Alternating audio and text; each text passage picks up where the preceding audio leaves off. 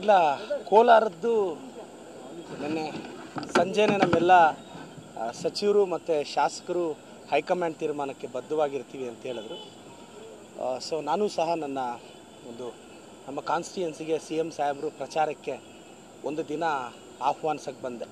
So ಮುಂದಿನ ಶನಿವಾರ ಚಿಕ್ಕಬಳ್ಳಾಪುರಕ್ಕೆ ಒಂದಿನ ಬಂದು ಮುಖ್ಯಮಂತ್ರಿಗಳು ಉಪಮುಖ್ಯಮಂತ್ರಿಗಳು ಕ್ಯಾನ್ವಸ್ ಮಾಡ್ತೀನಿ ಅಂತ ಹೇಳಿದ್ರು. ನಾನು ಅದಕ್ಕೆ ಚಿಕ್ಕಬಳ್ಳಾಪುರ ಮತ್ತು ಮಂಚೇನಹಳ್ಳಿಗೆ ಮುಖ್ಯಮಂತ್ರಿಗಳನ್ನ ಉಪಮುಖ್ಯಮಂತ್ರಿಗಳನ್ನ ಒಂದು ಡೇಟ್ ರಿಕ್ವೆಸ್ಟ್ ಮಾಡೋಕ್ಕೆ ಬಂದೆ. ನೆಕ್ಸ್ಟ್ ಶನಿವಾರ ಬರ್ತೀನಿ, ಓಡಾಡ್ತೀನಿ ಅಂತ ಹೇಳಿದ್ದಾರೆ.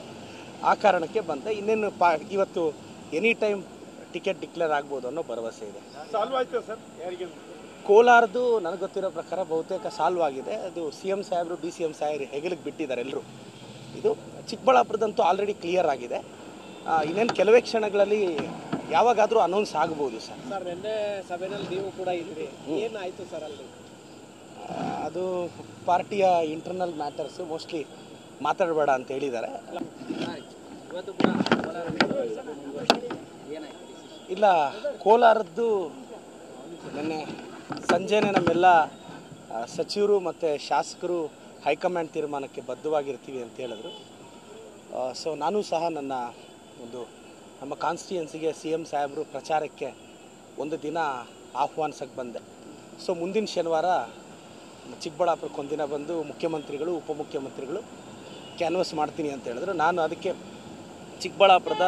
ಚಿಕ್ಕಬಳ್ಳಾಪುರ ಮತ್ತು ಮಂಚೇನಹಳ್ಳಿಗೆ ಮುಖ್ಯಮಂತ್ರಿಗಳನ್ನ ಉಪಮುಖ್ಯಮಂತ್ರಿಗಳನ್ನ ಒಂದು ಡೇಟ್ ರಿಕ್ವೆಸ್ಟ್ ಮಾಡೋಕ್ಕೆ ಬಂದೆ. ನೆಕ್ಸ್ಟ್ ಶನಿವಾರ ಬರ್ತೀನಿ, ಓಡಾಡ್ತೀನಿ ಅಂತ ಹೇಳಿದ್ದಾರೆ. ಆ ಕಾರಣಕ್ಕೆ ಬಂದೆ. ಇನ್ನೇನು ಇವತ್ತು ಎನಿ ಟೈಮ್ ಟಿಕೆಟ್ ಡಿಕ್ಲೇರ್ ಆಗ್ಬೋದು ಅನ್ನೋ ಭರವಸೆ ಇದೆ. ಸಾಲ್ವ್ ಆಯ್ತು ಸರ್? ಯಾರಿಗೆ? ಕೋಲಾರದು ನನಗೆ ಗೊತ್ತಿರೋ ಪ್ರಕಾರ ಬಹುತೇಕ ಸಾಲ್ವ್ ಆಗಿದೆ. ಅದು CM ಸಾಹೇಬರು DCM ಸಾಹೇಬರು ಹೆಗಲಿಗೆ ಬಿಟ್ಟಿದ್ದಾರೆ ಎಲ್ಲರೂ. ಇದು ಚಿಕ್ಕಬಳ್ಳಾಪುರದಂತೂ ಆಲ್ರೆಡಿ ಕ್ಲಿಯರ್ ಆಗಿದೆ. ಇನ್ನೇನು ಕೆಲವೇ ಕ್ಷಣಗಳಲ್ಲಿ ಯಾವಾಗಾದರೂ ಅನೌನ್ಸ್ ಆಗ್ಬೋದು ಸರ್. ಸರ್ ನಿನ್ನೆ ಸಭೆಯಲ್ಲಿ ನೀವು ಕೂಡ ಇದ್ರಿ, ಏನಾಯಿತು ಸರ್ ಅಲ್ಲಿ? ಅದು ಪಾರ್ಟಿಯ ಇಂಟರ್ನಲ್ ಮ್ಯಾಟರ್ಸು, ಮೋಸ್ಟ್ಲಿ ಮಾತಾಡಬೇಡ ಅಂತ ಹೇಳಿದ್ದಾರೆ.